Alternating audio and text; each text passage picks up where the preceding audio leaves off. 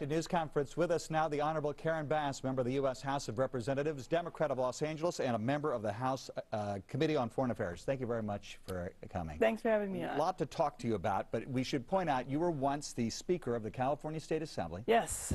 And so when you saw what happened in Sacramento this past week, what Kevin De Leon did and others, there must have been some grudging admiration on your part. Oh, absolutely. But, you know, I've just been so proud of the California State Legislature, you know, under the leadership of President Pro Tem De Leon and Speaker Rendon. I think they've just done great work. And to do what they did the other night, I just think was great. And I will tell you, though, I laughed at the idea that they were able to get a Republican vote because they could actually give something. During my time there, 5 out of the 6 years we were in a crisis, the only thing we could do was take and punish. So I was glad that they were able to do this. It was a luxury. Still, Yes. though, you're representative of a state. That's it's going to cost taxpayers, including your constituents, I know. a lot more at the gas. But you believe it's worth it. Oh, absolutely, I believe it's worth it, especially because I would love to say there's help coming from Washington, but I can't say that. Let's talk about Syria. You're on the Foreign Relations Committee. What was your response to? Well, actually, I was just very distressed. I mean, all of us were horrified at the chemical attack, absolutely.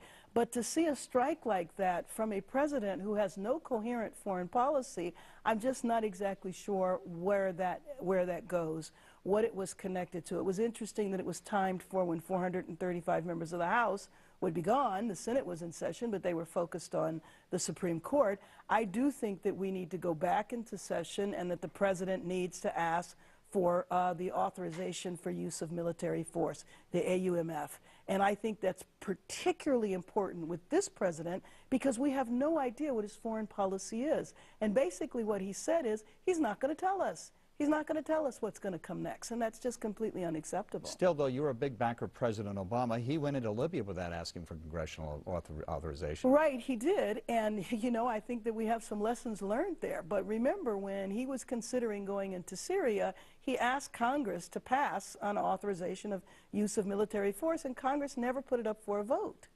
True, but since we bring it up, there is the red line argument. President Obama set what happened this past week up by saying, listen, if you use chemical weapons, it crosses a red line, changes the calculus, those were his words. Bashar al-Assad did, nothing happened. Well, so the credibility was lost. Well, no, actually, I view that a little differently because I do think something very important did happen. And that was, now, obviously it's been violated, but what happened at that time was he was able to get the Syrians to get rid of their chemical weapons. Ironically, some of them, you know, Russia was involved in that in a positive way then. So they did cross the red line. We did get something out of it, which was the dismantling of their chemical weapons. Now, they've had another chemical attack, so obviously they've gone back in another direction. But one of the things that concerns me about this administration, and not just in Syria, but in a lot of places around the world, because the president ran on an American First agenda, because he pretty much gave a signal that we were not going to be involved anymore, and then there were words that were said by the Secretary of State just a few days ago, I think that that's given license to a lot of people around the world. Well, if the Americans aren't going to be there, then we can go ahead and do what we want. Let's talk a little bit about your marshaling your efforts, as well as the Minority Leader Nancy Pelosi, who's coming together for a bill in the California Legislature that deals with childhood poverty in California. And that's right. This is legislation that's sponsored by Autumn Burke, a member of the Assembly, and it is essentially calls on California to reduce poverty by 50% over 20 years and to align the state budget in order to do that. And also it requires reporting and studies, etc.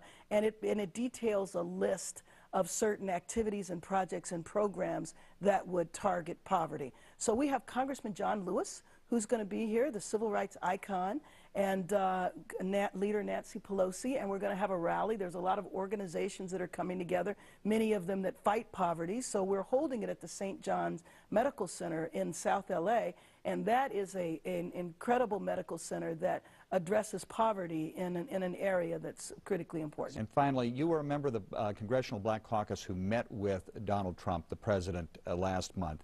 Tell us about that meeting. Well, it was an interesting meeting. I'm on the executive committee of the Black Caucus, and so the 6 of us went and met with the president, and each of us, we had it organized, so each of us had a presentation to make to the president. The area that I focused on was criminal justice reform and reentry, the need for services, jobs, etc., for people coming out of prison. And what I raised with him was my concern about his direction when it comes to law and order, that he was sending the opposite signal. Because criminal justice reform is actually a bipartisan, bicameral issue in Congress. It's something we're actually working on.